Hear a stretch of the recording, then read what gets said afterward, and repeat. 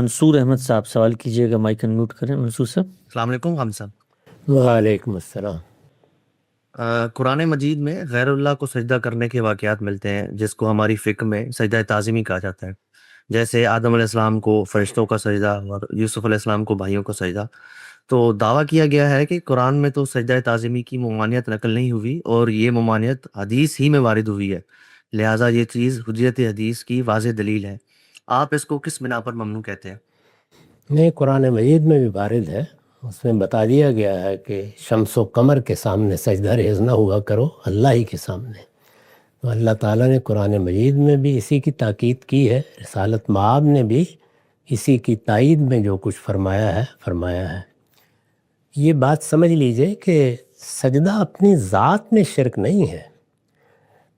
اللہ تعالیٰ کے سامنے جب ہم اپنی بندگی کا اظہار کرتے ہیں، اور ظاہر ہے کہ ہم بندے اللہ ہی کے ہیں، تو اس کے ساتھ ہمارے تعلق کی تینوں جہتیں ہمارے شعور میں ہر وقت مستحضر ہونی چاہیے: پرستش، اطاعت اور اپنا جان و مال پروردگار عالم کی نظر کر دینا۔ اسی کے مختلف مظاہر ہیں جن کو عبادات کہا جاتا ہے، اور جن کے بارے میں قرآن مجید نے شاعر کی تعبیر اختیار کی ہے۔ شعیرہ کا مطلب ہی علامت ہے، یعنی یہ اللہ کے ساتھ ہمارے تعلق کا علامتی اظہار ہے۔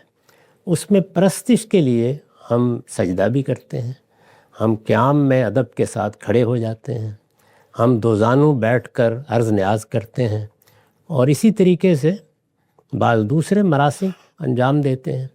یہ سب چیزیں جتنی ہیں علامات ہیں، اپنی ذات میں شرک نہیں ہے، لیکن چونکہ یہ شرک کی طرف لے جانے کا ذریعہ ہو سکتی ہیں تو اس وجہ سے ان سے بھی روکا جاتا ہے۔ قرآن مجید میں جو ذکر آیا ہے وہ اصل میں تعظیم کے لیے سر جھکا دینے کا ذکر ہے۔ سجدے کا لفظ عربی زبان میں بھی اور قدیم صحائف میں بھی اس پوری تعبیر کے لیے استعمال ہو جاتا ہے۔ اس میں اگر فرض کر لیجئے کہ کسی وقت محض کسی کی عظمت کے اعتراف میں اس طرح سر جھکا دیا گیا ہے تو اس کا ایک محل ہو سکتا ہے، لیکن پھر ہمارے ہاں اللہ تعالیٰ نے صد الذریعہ اس کو بھی ممنوع قرار دے دیا۔ یعنی ایک تو عبادت میں کھڑے ہونا ہے، اور ایک یہ ہے کہ کسی کی تعظیم میں، کسی کی عظمت کے اعتراف میں، جیسے بادشاہوں کے دربار میں اس طرح کے مراسم ہوتے ہیں، تو ہمارے ہاں اس کو ممنوع قرار دے دیا، اور وہ قرآن نے بھی کیا ہے، رسالت مآب نے بھی کیا ہے۔